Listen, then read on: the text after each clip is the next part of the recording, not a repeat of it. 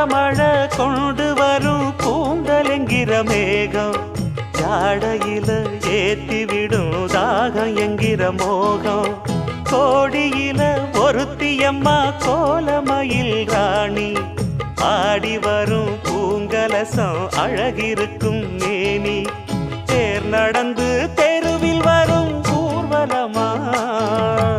ஊருலகில் அவளை போல பேர் வருமா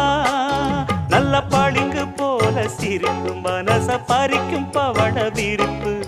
விளங்கிடாத இனிப்பு விவரம் புரிஞ்சிடாத துடிப்பு